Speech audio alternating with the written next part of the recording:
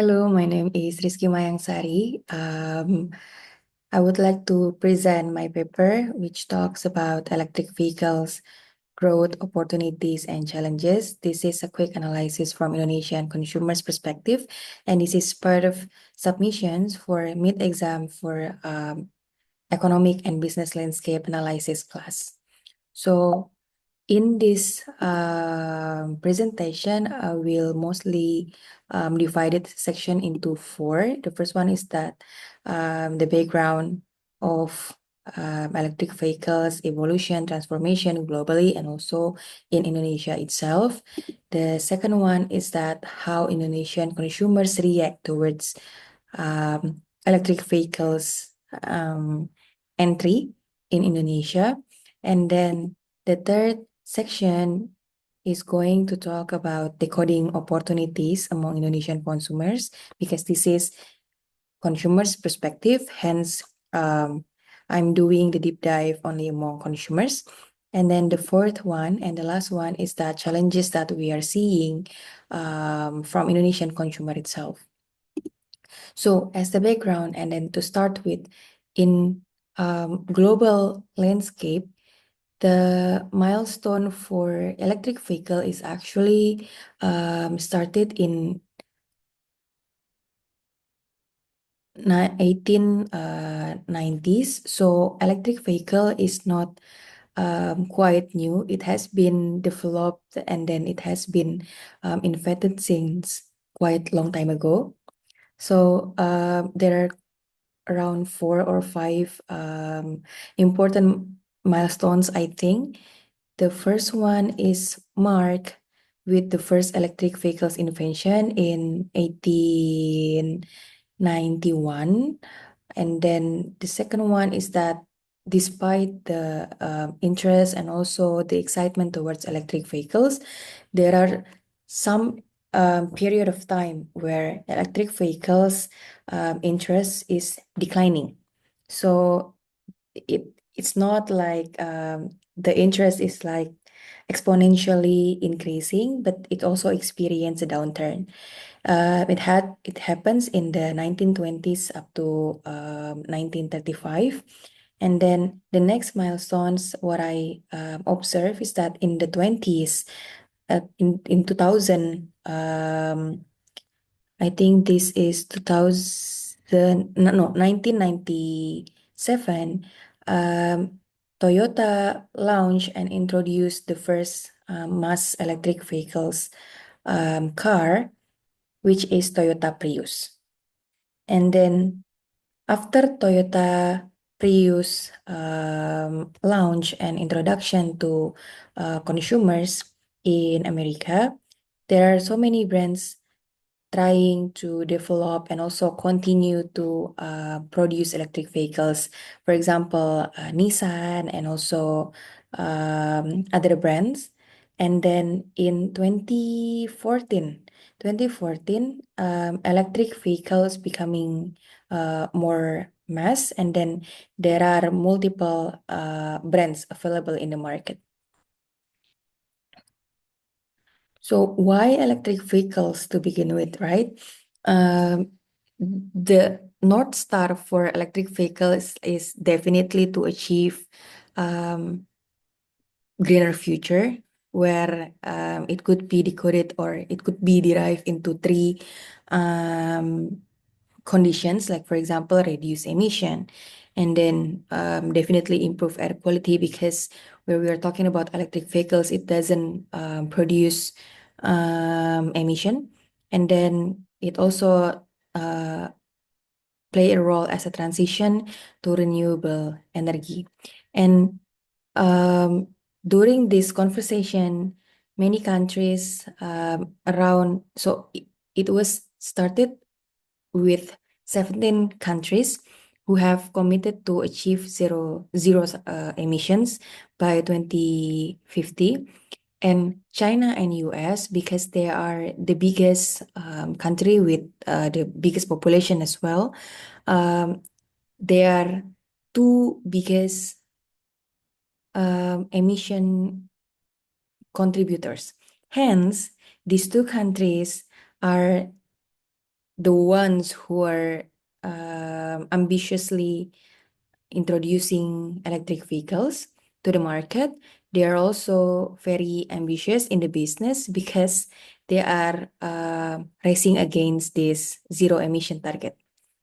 Indonesia, in particular, I couldn't find like bold statement or a clear statement from our government that we are going to reduce or achieve zero sub emissions by 2050. But what we are trying to achieve is that we want to deploy at least 2 millions electric vehicle cars and also 12 millions electric vehicle bikes by 2030. And I think the low-hanging fruit is to familiarize our consumers with electric vehicles to speed up the adoption. And by this adoption, we are also navigating towards greener future, at least for our country. Because our country is also having big population, we are also having big number of car ownership. Hence, we are definitely contributing to emissions, carbon emissions footprint. Now, how is it in Indonesia?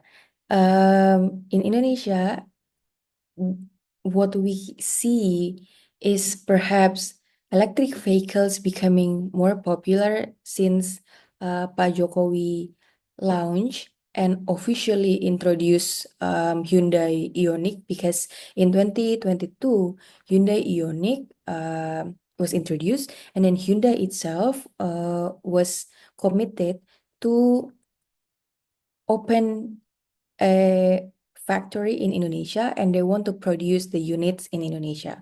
But before 2022, actually what we see is that DKI Jakarta government has already introduced Transjakarta buses, but they are electric bus.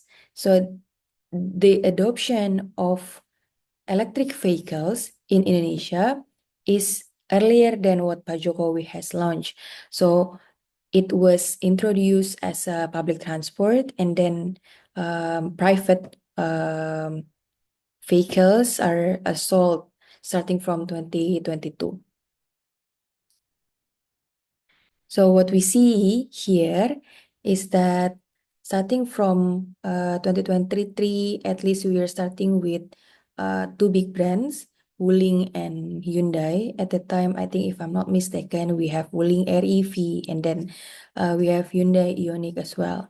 But starting from January 2024, we have observed many new brands coming, foreign brands like Neta, and then Ceres, and then in February 2024 coming MG and also Cherry, and in mid 2024 BYD start to enter the market, start to enter the business, and then they have already gained quite prominent market share, at least by Q3 of 2024.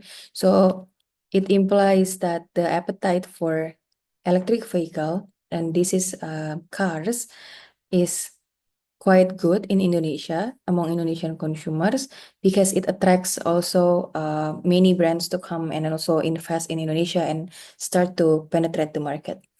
And then if we see from consumer interest, this is from Google Trends, it shows also quite high traction in 2022 after Pak Jokowi launched Hyundai Ioniq, and then it continues to stabilize the trends. So this is Google Trends. This is where consumer try to look up for mobil listrik, motor listrik in Google, whether it is in Google, whether it is in YouTube search, whether it is in shopping. So this marks a condition where consumers are curious. Consumers are also trying to find out more about motor listrik and mobil listrik. And then when I try to search mobil listrik, motor listrik via Google Trends, there are related queries from mobil listrik and motor listrik. Usually it is related to brands, and also, for example, the price of Cherry Omoda or the price of BYD, and where to try, where to test drive, and capacity for passengers, and also specifications. So they are curious about the products, and then they are trying to learn more about the products, which actually a good sign because our consumers show high interest towards these electric vehicles, whether it is car or bikes. Now, trying to decode the opportunities. To begin with, this is a consumer electric vehicle consumer survey. This was done by PricewaterhouseCoopers in 2023, if I'm not mistaken. So to begin with, we have a good opportunity in speeding up or penetrating consumers with electric vehicles because um, these consumers, our citizens, have already shown good awareness towards electric vehicles. So they can recognize there are electric vehicle bikes and also car. Higher in bikes, but not so bad in car because it's 63 of awareness of EV bikes and also 46% awareness for electric vehicle cars. And if I can divide it into 5 factors that indicates good opportunities for Indonesian consumers. The first one is that from PwC consumer survey, our consumers have already shown like high purchase intention towards EV. However, in long term, I will zooming in into this letter, and also our consumers have already shown like environmental conscious. They are aware of the benefit of EV, and then our consumers show high likelihood for purchase of EV vehicles for EV, and then the availability of many brands that are that we see in Indonesia is also one good opportunity, and the existing government tax or subsidy for Indonesian consumers. So these 5 are the factors that can be considered as opportunities for electric vehicles in Indonesia. Now, zooming into the first one, long-term purchase intention towards EV. This is the survey from PwC. There are a question where which vehicle do you plan to buy within the next 1, 3, and 5 years? Which vehicle do you wish to buy in the long-term future? So for motorcycle, intention is relatively high in a short term because they show already 30% electric motorcycles plan to purchase in the next 1 year. However, the difference is quite high in cars. In cars, they are skewed towards long-term future. So this gap is perhaps driven by the price of the vehicle because cars are usually higher, and then even the available products currently in Indonesia, the price is even higher than fuel based cars. So for motorcycle, it can probably be easier to penetrate, while for cars, they need sometimes to consider. The second one is that environmental conscious. When PwC asked this question, you previously stated that you're considering buying an electric car or motorcycle. What is the reason behind this? The first reason, and then this is like the top reason why they are interested to buy electric vehicle. They say that because electric vehicle is environmentally friendly, and then they believe that this is the vehicle of the future. Hence, they understand the benefit of electric vehicle, and then they see this as a way to contribute to better environment. The third one is that our consumers show high likelihood for purchase. So the top box, which is the black and also red bar, for electric car and electric motorcycle, they have shown high likelihood for purchase, and there is no prominent gap between electric car and electric motorcycle purchase intention.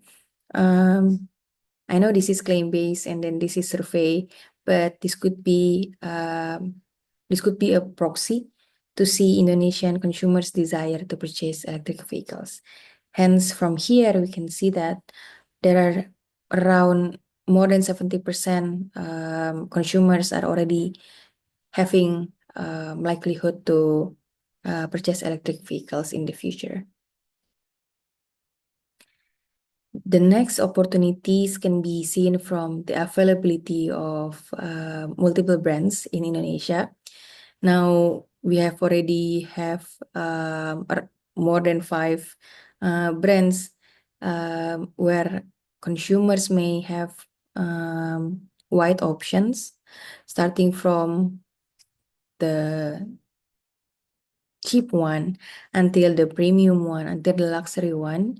And then I think this is good because consumers are provided with multiple options, so they can really select the product based on their preference, based on whether it is specifications, price, or many other considerations, like for example, range that it can take, or whether it is hybrid, whether it is like full electric vehicle. So having multiple brands and also multiple type or model available in the market allow consumers to really see this as a normal products, just like fuel-based vehicles, and also they can have multiple options to go with. And the last one, as part of the opportunity, is that our government show high commitment and also solid commitment to really speed up the adoption of electric vehicle by introducing tax relaxation or subsidy in 2023, and consumer are aware of this program, and then they see it beneficial. So when we're talking about government initiative, consumer expected to be helping them to lower the cost of taxes when purchasing an electric vehicle. So price here is important because especially for electric vehicle car, the price is high. Hence, to speed up the process of adoption,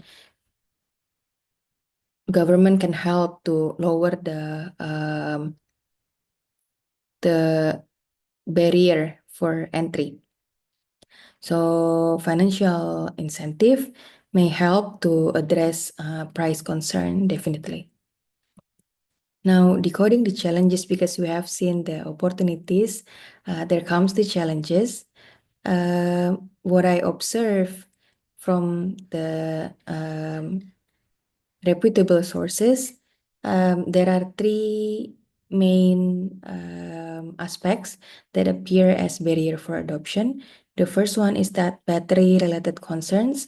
The second one is price-related. And the second one is more into demographic, where we see that Indonesian consumers are mostly sitting in middle class as EC. And if we zoom in one by one, the first one is related to battery. This is still from PwC Consumer Survey. One of the primary concerns among respondents was difficulty in finding charging stations. And then this is relevant for both car and also bikes. And it is also relevant where they are talking about remote areas. So because electric vehicle is relatively new, hence perhaps the availability and also accessibility for charging station is also not massive as massive as where we want to find gas station. Like for example, Pertamina or Shell, they are more everywhere if compared to charging station. And then the second concern is related to time required for charging because again this is still new. Consumers are also still adapting to this charging ritual. They may have expected to have short charging time. So definitely this is something that needs to be worked by car or bike manufacturer. The second challenges is related to price. For car, so this red bar is for car, and then the yellow one is for bike. Definitely for car, the concerns are even more relevant because electric vehicle cars are expensive, especially like Hyundai and also Nissan Leaf, for example. The price is around about 400 millions, and then they're more expensive than fuel-based cars. In fuel-based cars, we have LCGC, we have low cost cars, we have middle and also mid-price cars. But for these electric cars, I think all of them are in premium price. And also for bikes, the gap is also still seen. For example, Gesit, Celis, they are higher than, for example, Honda Vario, Honda Beat, and Yamaha Mio. Hence, this also becomes a concern for our consumers to purchase because not only they have to adapt with new rituals, not only they have concerns about battery, but price-wise, they are also see this as not even more affordable compared to fuel-based bikes. The last challenges that comes from demography, and this is coming from PwC, but I think PwC also used this from Susana's 2020. I know there will be lower one and lower two because I work as a market researcher. So there will be lower one and lower two, and then PwC rebase this to 100% to 100% only among upper and middle. So what they want to show is that perhaps the target for electric vehicles are maximum only for middle class, but when we see this figure, we can see that our consumers are mostly sitting in middle class because for middle one and middle two, they are already more than 50%. So this condition plays a role in determining the speed of electric vehicles adoption. Because when we talk about SEC, definitely they are talking about potential to purchase of goods. Now, having said this, this might be one of the biggest challenge for EV adoption. Hence, we need to have very affordable products to be purchased by these middle classes. So to sum up, there will be bright side of this EV in Indonesia. The first one is that we can see there is an appetite for EV adoption. However, it is still moderate. We have seen that yes, there is a high interest, there is a high traction, but consumers are not yet instantly adopting the products. They still show they are still reluctant, especially on two big aspects. The first one is that battery related, like for example, finding out the charging station. They are having a concerns about charging duration, and to top that is price, because even though the products have already been like providing good benefits, price is the lever for adoption. Hence, price here will be the first and the biggest concern, even though it's not like shown in the survey. And the second one is that EV manufacturers have shown gradual progress by launching wide range of products. Like for example, Hyundai has already have more than one model, and then Chery has already have more than one model. So the EV manufacturers are continuously developing and continuously producing more EV products. And the third bright side is that Indonesia's government has already shown long-term commitment for EV industry, starting from allowing investment from manufacturers to have factory in Indonesia to produce the product in Indonesia, and then for the consumer itself, Indonesian government provide incentive, whether it is tax, whether it is subsidy. So Indonesian's government has already established commitment for EV industry. But there are still challenges in the horizon, and then this probably can be food for thought for manufacturers or for government. The first one is that despite the traction, despite the interest, adoption is still lagging. Our consumers have concerns on product, and also top with high price. And then these two big factors are the factor for the delay in the adoption. And then I think government and EV manufacturer still need to continue their homework. They need to work together to familiarize consumers with EV, because nowadays EV are still seen as something new, something they need to adapt with new ritual, and then they need to learn more about it. They need to become familiar as they are with the fuel-based vehicles. And then they need to lower the barrier to entry, and especially on price. And definitely because EV requires battery, hence the availability and accessibility for charging station needs to be solved, and they need to be available everywhere. They need to be accessible by consumers. Hence, our consumers, when they think about purchasing EV, they wouldn't have any more battery concerns.